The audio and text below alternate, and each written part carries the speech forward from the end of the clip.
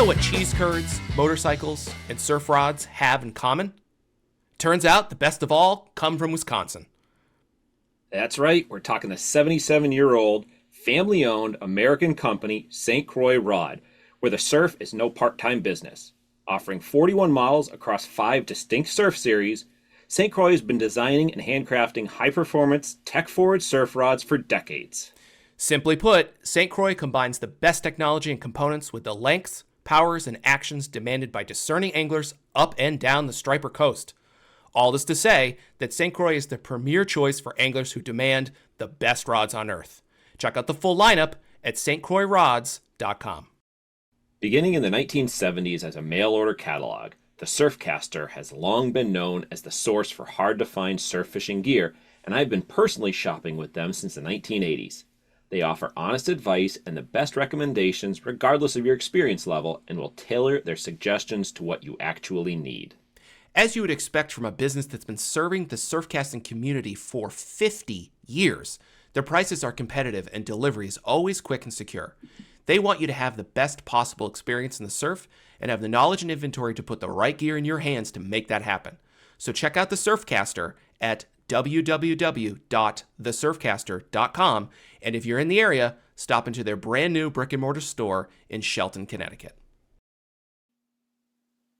Hello there, good morning, good afternoon, good evening, whatever time of day it is you're watching. Welcome to another episode of the Surfcast Podcast. I want to start off by reminding everyone that if you have not checked it out yet, take a look to the notes of this episode. You're going to see the link to Jerry's book that came out a couple of weeks ago. Definitely a great read, well worth checking out, so give it a look. Make great coffee table book or just leisurely fishing-related reading material. So, jumping into the episode. Those of you watching over on YouTube are going to notice that there's just one smiling, happy face looking back at you, and those of you listening are going to pick up pretty quick that there's only one voice coming at you. That's because my co-host, Jerry Audet, is a little under the weather today. We planned to make do the recording today. He just wasn't up to it, so not a problem. You're going to be listening to me all day. Hopefully it goes well. No problems planned, but we'll see how it goes. So you're stuck with my voice on my own today. But it's okay, because I'm going to be sort of expanding upon a subject which we talked about. So back in Season 1, Episode 19, Jerry and I talked about sort of the genesis of what I refer to as weightless chunking. And basically that is, as the title would key you into, is just chunking in the surf, primarily for striped bass, as I'm doing most of the time, but without the addition of any extra weight. I kind of talked about, again, it was the genesis of the concept in that episode 19. I will briefly recap it for you. Essentially, I'm fishing rocks, rocky, bouldery, shoreline, rocky bowls, rocky bottom, places that, kind of for the most part, adding weight and really, anchoring to the bottom, it doesn't work out so well. It works out great for the tackle shops or the lead guy, who I would have to be otherwise buying all my lead from. But for me, for productivity, it's not the best scenario. The bottom is just too sticky. It's sort of, sticky enough to hold the bait in place, as I ended up working out. We're running, the rigs without any weight, but definitely too sticky for the most part to add your traditional, slip sinker, 3-way with a sinker dropping off. It's just, I did try it a little bit, never worked out well for me. I just lost too many rigs and got hung up. So I really just modified my standard rig for everything, whether I'm eeling or plugging. I'm running a 6-foot, 50-pound monofilament, primarily Berkeley big game for my leader. One end I got a small swivel. I'm running, lately I've been running Tsunami. They've got I've got them right here. They're stainless steel rolling swivel, size 8, 143 pounds. Also similarly sized Spros have worked out really well in the past. Excuse me. And then at the terminal end, obviously I'm plugging. I'm running a tactical angler clip. And if I'm eeling, I'm running the eel hook, which just talked about recently in one of the gear we use episodes. I went over exactly the hooks that I use, so you can check that out if you're interested. But on the chunking side, I end out with a 10-aught Mustad inline, non-offset eye, straight eye circle hook. Again, in that season 1, episode 19, I talked a bit about that rig, the special power snell, that I use to connect my leader to the hook, as well as why I use that. I feel both of those are very important factors in my overall success.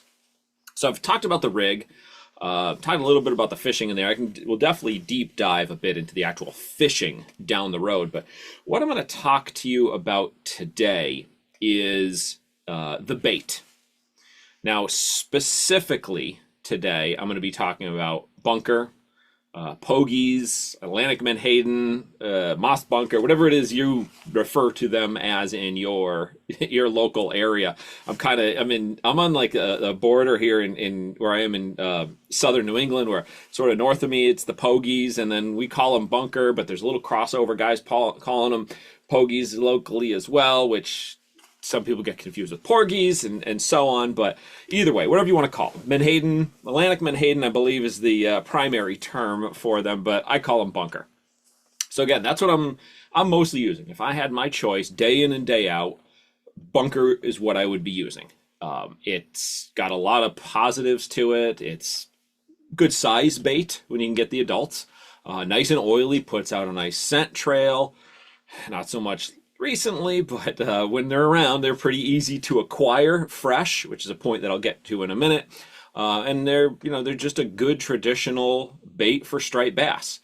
You can catch plenty of other stuff on them. I've caught bluefish, weak fish, sea bass. I've caught some oversized sharks on them unintentionally at times, which is always an interesting experience. But for my money, it's the bunker. And the fresher, the better. Now, I know, it's almost cliche to say that you want fresh bait. You want, something not rotten on the end of your line. But I take it as far as I possibly can. I go and net my own on the way to a surf outing.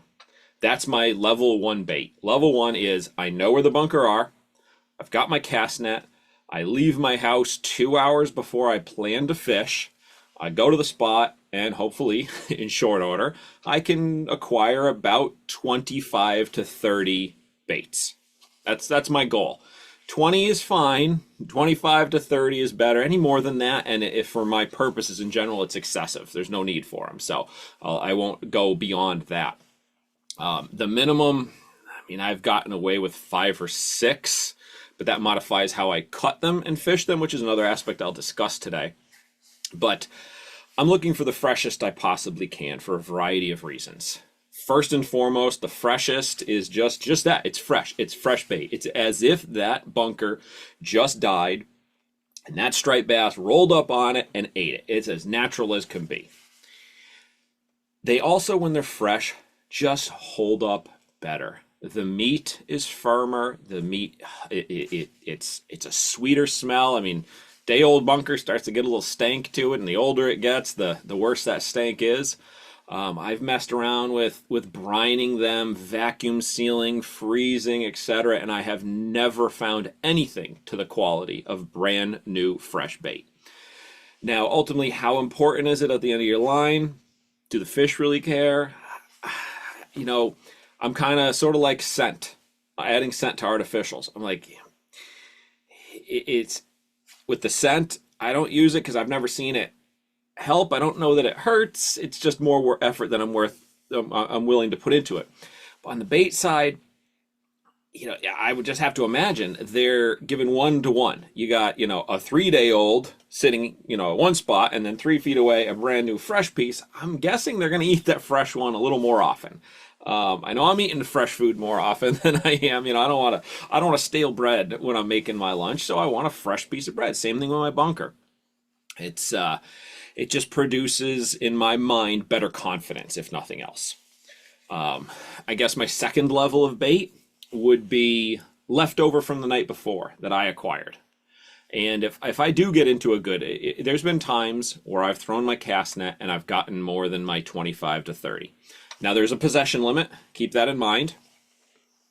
Believe it's still 50 per person on the adult Menhaden bunker.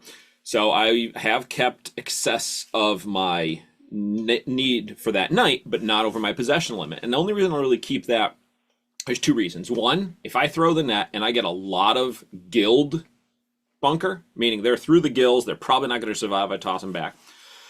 Or if I know the next day is going to have some bad weather. If it's going to get nasty, but I still want to chunk, because I've got places that I can chunk in big weather, but it can sometimes be difficult to acquire them, especially in the rain. I have a hard time finding them, seeing them, before I throw the net in the rain at night. So if I know that's coming, I'll save extras. And in that case, I will bag each bunker individually in a Ziploc bag and put them on ice while I'm out, and they will go right into the coldest part of my fridge overnight. So that's my level 2 bunker. Level 3 would probably be a tie between those bunker that I acquired that are now 2 days old in the bags, not soaking in liquid, not in water, kind of equal to like fresh tackle shop bunker.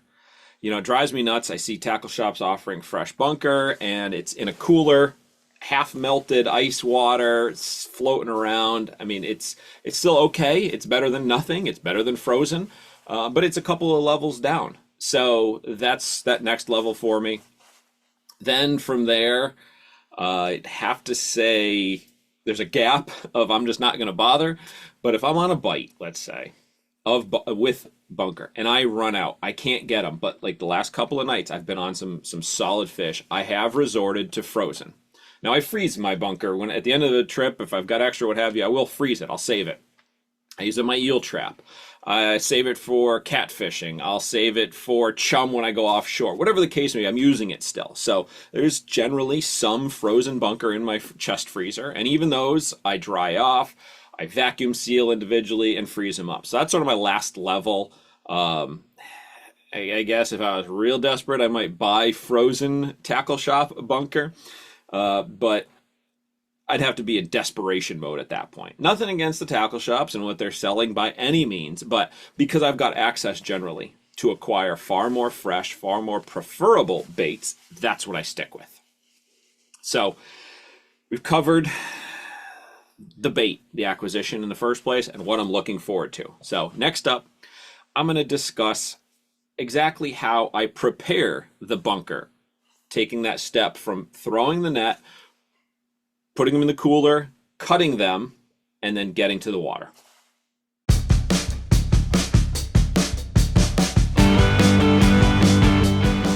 I bet if you added it up, more striped bass were caught from the surf last year on plastic swimmers than any other plug. Probably even more than bucktails. The reason is simple. For generations, the plastic swimmer has proven to be a versatile, effective, and affordable fish catching machine. And that's where the new Hogy OG Swimmer comes in.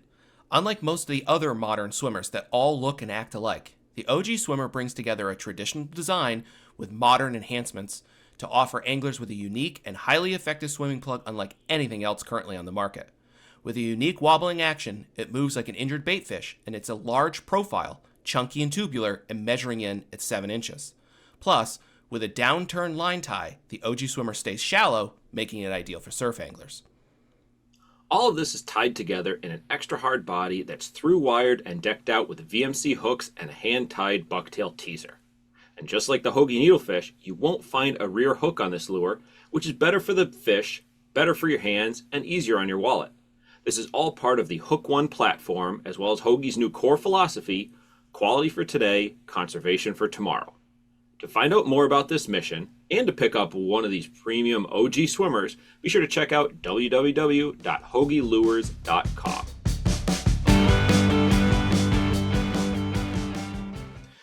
Okay, so let's just say everything's gone well. I've gotten 25 prime bunker adult full size in my cast net.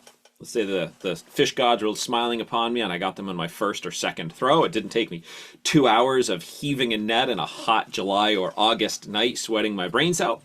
So let's say best case scenario, I've got them. They go right into a small cooler. and then I carry them to a cutting board. Now, depending where I'm netting them, that might be that location. Otherwise, not as big of an issue. But I go to a cutting board. I take a non-serrated knife. I had a serrated knife that I was using for a while, and it led to the second part of what I'm going to say. But what I found with the serrated knife is as I was cutting, sometimes it would jump. It would catch and jump and catch and jump.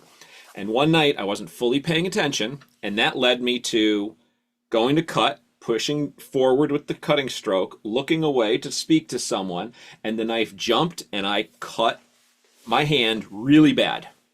Now this was going back to the early 2000 teens, whatever they were, when the Go Tight tournament was going on. It was a tournament night, and I literally had to just tape my hand up as best I could, put a glove on it, and tough it out for the night.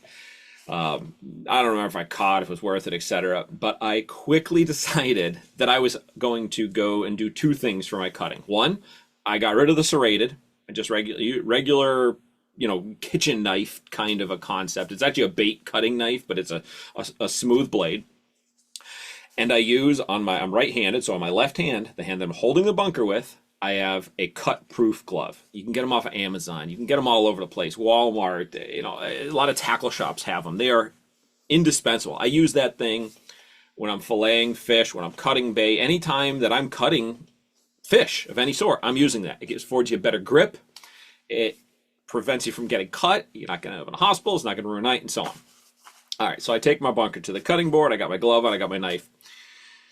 There's two categories of bunker in my head size-wise that I use. I use what I call the candy bars, and then I use the adults. Now, the candy bars are just that, sort of that middle size. They're not the peanuts. They're bigger. They're kind of in that maybe 5 to 7 inch range.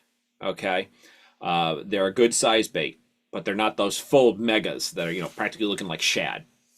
So let's say I'm starting with those. Let's say that's what I was able to net for the night. So every candy bar size is one bait for me. I take the bunker, lay it down on the cutting board, and basically from a spot halfway between the dorsal fin and the tail fin, I make a diagonal cut at an angle going down towards the back of the tail. So I'm basically just cutting the tail off. That's it. I set the tail aside, and I take that large piece of bunker, and I put it into my bucket. And yes, or my jug, I should say, just like eeling, I am a bunker jug guy. My eels go into a mayonnaise gallon plus jug with a shoulder strap attached to it over my shoulder for eeling, and it's the same thing with the bunker. The only thing with the bunker is I use about 1.5 gallons. You go too much bigger, and it just gets so heavy that it's cumbersome. So they all go into there. They got nice securely. It's a whole other thing. I can definitely talk about that, constructing those one day. I have written about it for the Fisherman magazine some time ago. There's a lot of other videos and stories on it out there. I will say a lot of the designs that I have seen fail in a lot of ways, fail to overlook, or they fail to take a look or consider certain design aspects. I've been using the jug system now for, hate to say it, nearly more than 25 years. Well, probably pushing 25 years. So I got to say I've pretty much perfected what I'm doing. But nonetheless, they go into the jug. And then the tail piece that I cut off, I don't just toss it. I set it aside. So I'll cut all those candy bars. The bait goes into my my jug. The tails go into a small Ziploc bag.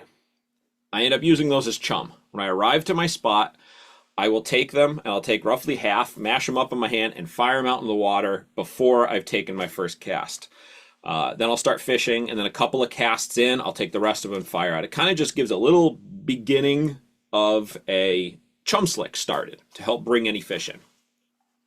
So the second way that I cut my bunker is when they're the full-size ones, when they are the big ones, the big guys, those, 12, sometimes 13, maybe even 14-inch bunker megas. They look like a shad practically.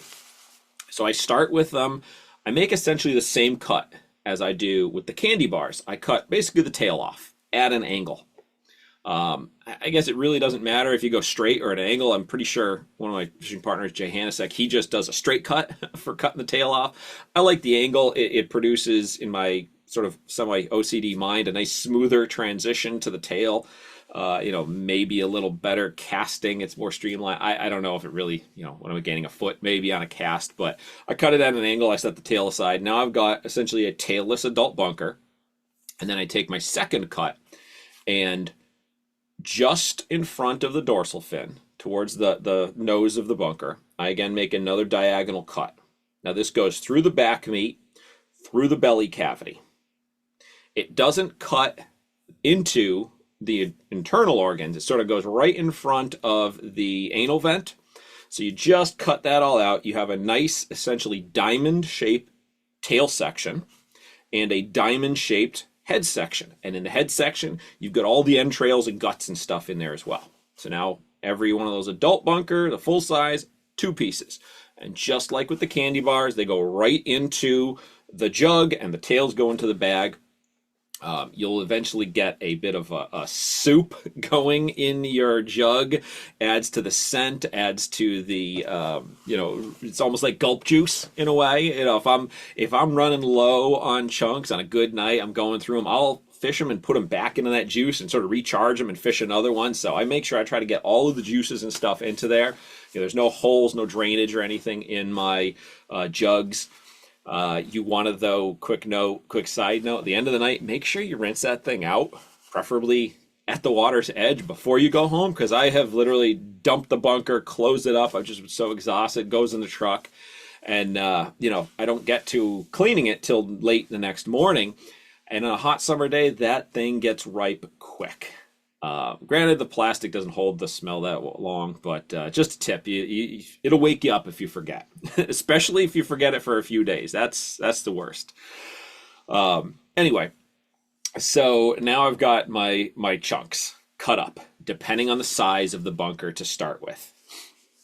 I between the full size with the 2 pieces or the 1 piece off of the candy bar, I've done kind of equally well on both. They basically all 3 end pieces, the 1 off the single, the 2 off the big one cut in half. You get around the same size chunk. You get the same mass. You get the same bait potential out there. So it's not like, oh, I got to go for this because I've caught so many bigger fish. And to be completely honest, one of the smallest chunks I ever fished produced the largest chunk striped bass that I ever landed. So it's bigger's not always better.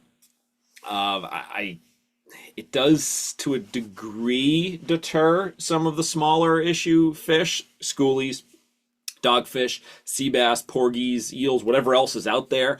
I feel it kind of deters those when you go with the bigger baits. That's the casting distance and deterring those small ones, and just better chance of getting found is why I go with the biggers. But it's not so much because the bigger bait produces bigger fish, which is kind of odd because it's somewhat contrasts to some of my other plugging theories or beliefs. But anyway, I've got the 2 chunks. Let's say so. Let's go with that. So we're starting with the full size bunker that I've cut into 2 pieces.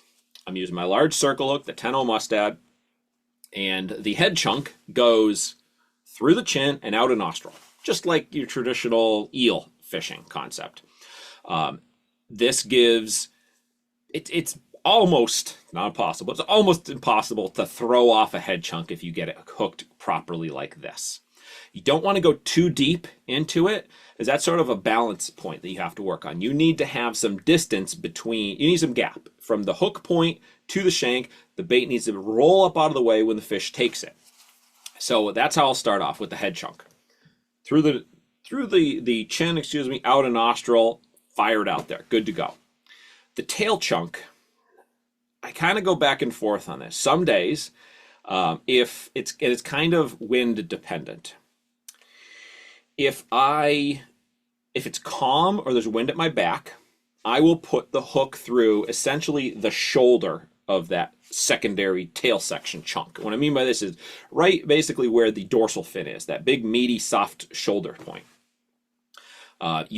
You'll cast off more chunks when you hook it through there, which is why wind at my back or no wind, I hook through there. If I have a little bit of a headwind and I need to punch a little bit more, I'll then hook more towards the tail.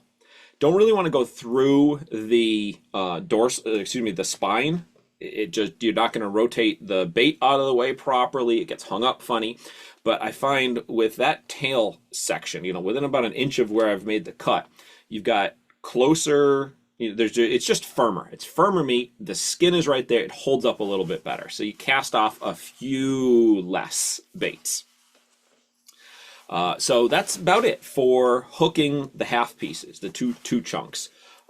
If I am running a little light on bait on a given night, either because I didn't get enough to begin with, or I'm going through them really quick, each of those baits will get fished once. It's one cast, 10 to 15 minutes tops, and then if I have plenty of them, it comes in, I crush it up, I throw it out as chum, I put a fresh one on. If I'm running a little thin on baits, I'll give it about a 10-minute soak, then I'll bring it in, and I'll squish it up a bit in my hand. I might dip it back in that juice to try to rejuvenate it. And then I'll fish it for like another 8 to 10 minutes at most. That's about all I will do when they're getting washed out. And it's slow and I don't have a lot of baits. If I'm really low, I'll again throw them back in and then put a fresh and to kind of rejuvenate that first one. But preferred situation is 10 to 15 tops, one bait, start a fresh one if nothing hits it. So you end up building by this concept of continually throwing out. You start off throwing the tails out. You're putting your baits out there as you go, and you're throwing your leftovers out there. You're putting a chum slick out there. You're putting flavor and scent. And I know 100% for a fact that fish will come in and feed through my bait slick area, because I have kept a couple of bass over the years that I caught chunking, and they had my discarded chunks in them. Now, whether they were fish I missed or picked up some bait that I discarded, I'll obviously never know, but there is no denying that a couple of those fish had my chunks in their stomachs. So on the candy bar bunker, those, again, you have that one tail cut, and you've got, let's say a 5-inch chunk or piece of bunker now. And I'll hook it just like I do the halves on the head section. Through the chin, out the nostril, good to go, fire it out there. With those, if I'm running a little low on them, I won't soak them back in, but if I'm needing to feel I need to extend my bait supply, or I feel I need to rejuvenate that bait that I'm using because I'm running low, I'll kind of cut it up a little bit after that 10-minute soak and expose some of the meat and fire it back out to sort of put an extra shot of scent coming from it. And then the same thing. Sometimes I'll save them if I'm real low. Otherwise, they're getting thrown out. Again, the only difference when I throw out those guys is I really try to hack them up and expose as much of the meat as I can and crush them and twist them and then fire them out to really spread that scent as best I can.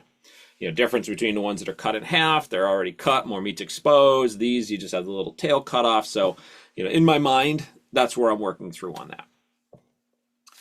So the last thing that I'm going to discuss briefly here is heads versus tails. Obviously, when I'm using the candy bars, I'm using the whole deal, so it doesn't really matter so much. But on those full-size ones, when I'm cutting them into the two pieces, you've got the head piece and the tail piece. And I got to say, the head section is my preferred piece. If for no other reason than, it's slightly twofold. Primarily, I generally can cast them better and further because you have a better purchase in the nose. So I can lay into them for the most part and really cast out further. Not as big a deal, for the most part when you're chunking because it's drawing fish to the bait. But if you can cast a little further, why not try to? If there's anything that you can do to cast just a couple more feet in this gigantic expanse of the ocean, it can't hurt, I guess.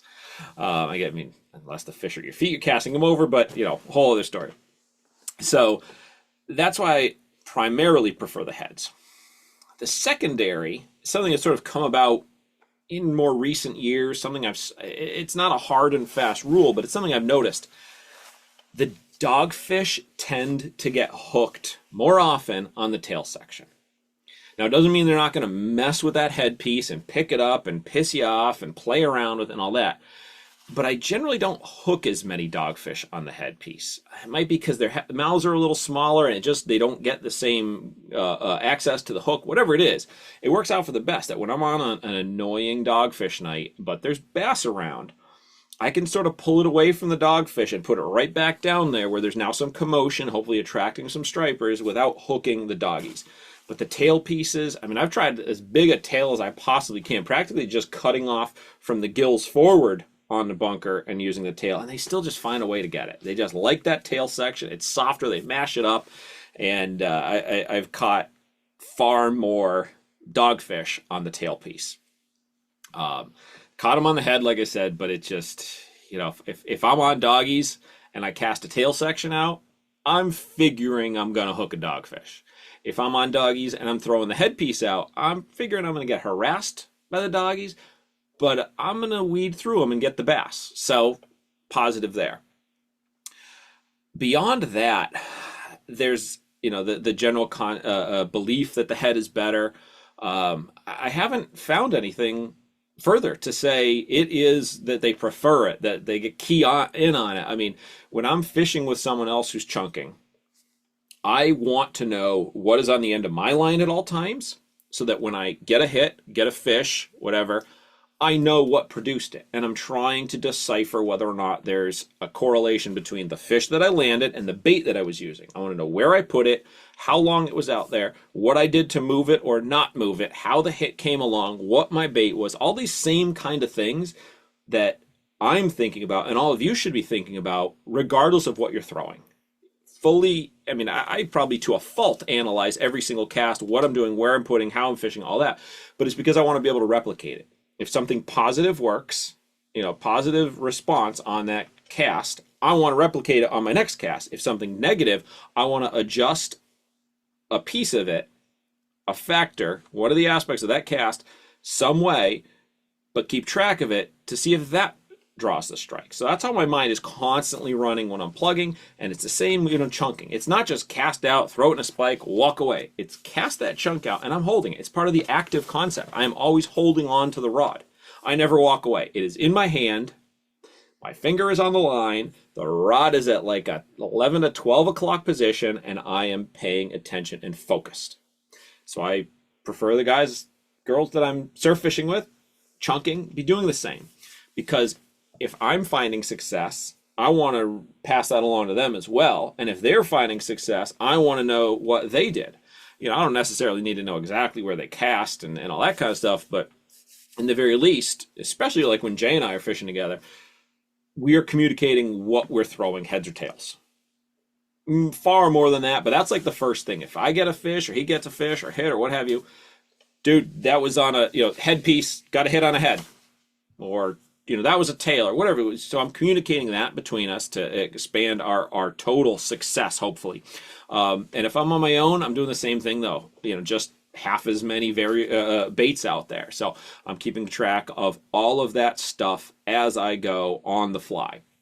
So, well, that turned out to be a little bit longer than I anticipated, but again, a full episode. Hopefully you guys didn't get sick of my voice going along, and I passed along some more tips for chunking the surf for striped bass. Again, this is an expanding concept that I'm working through conveying to you listeners that I've written about a few times in the past, but it's always a really interesting subject to the listeners because we get a lot of questions on the chunking subject. These discussions are always very popular.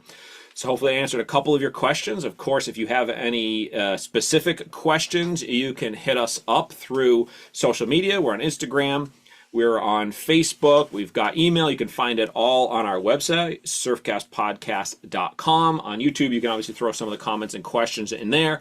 And I'll try to dig up if I can't get any photos specifically, I'll try to put a photo of how I'm cutting and hooking the baits over on social media after this episode comes out, because I know that can obviously help to have the little visual side if what I described was a bit confusing at times. Hopefully it wasn't. And again, thanks for listening. And hopefully next week we'll have both myself, Toby Lapinski, as well as my co-host Jerry Audet here on the Surfcast Podcast. This has been a weekly edition of the Surfcast Podcast. You can find out more about the podcast at surfcastpodcast.com, or definitely check us out on social media, Facebook, Instagram, at the Surfcast Podcast.